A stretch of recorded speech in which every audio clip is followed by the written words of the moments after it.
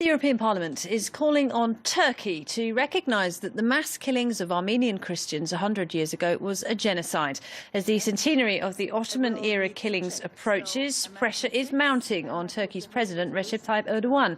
Erdogan recently criticised Pope Francis after he also referred to the killings as a genocide. Turkey accepts that many Christian Armenians died in clashes with Ottoman soldiers, but it denies that hundreds of thousands were killed and that this amounted to a genocide. Well, to talk more about that, I'm joined in the studio by Laurent Leylekian. He's a political analyst at the Armenian Observatory. Thank you for being with us here on France 24. Good evening. What difference does it make when the Pope recognises this as a genocide, when the European Parliament says it's time that Turkey did the same?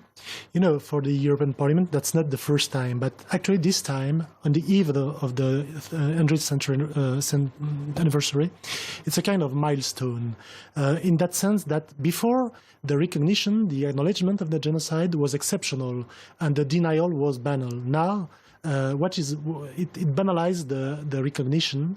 It becomes normal to recognize the Armenian genocide, and what is becoming scandalous, what is becoming a shame and an exception, is the denial. So I think the standpoint changed. Recep Tayyip Erdogan is steadfast in this. He says he will never recognise these killings as a genocide. How long do you think he can stand that position?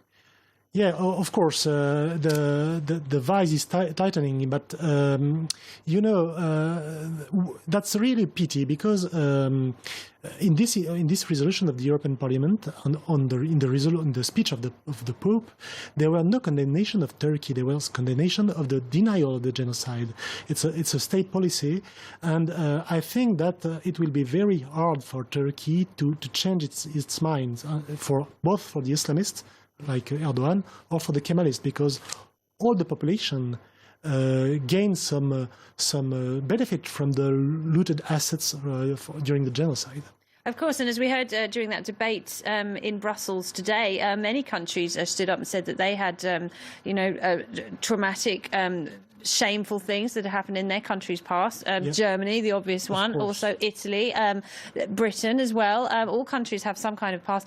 Why is it so hard for Turkey to face up to what happened? It's so hard, but there has been a kind of mythology that has been built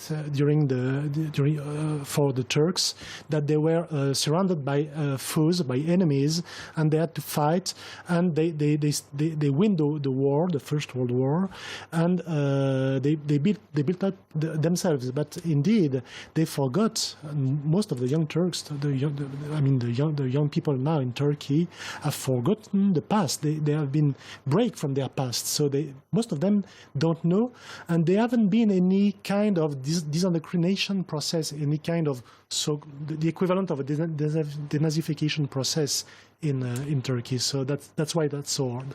Is the denial of the Armenian genocide, is that the only stumbling block between a future of better relations between Turkey and Armenia?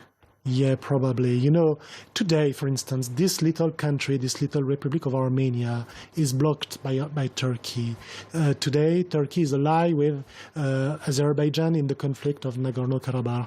Today, for instance, there is an hostility toward the Christian and Middle East by Turkey. Today, for instance, just today, the Armenian from Aleppo asked the Republic of Armenia to be evacuated at the wall from Aleppo, the whole community, because they cannot stand anymore. If without the genocide and this long-standing hostility, there would not have been such problem between Armenian and Turks. So yeah, that's the main issue, really. It's an interesting issue, and the big anniversary, of course, is tomorrow. Yeah. Okay. Yeah. Laurent Leylekian, thank you.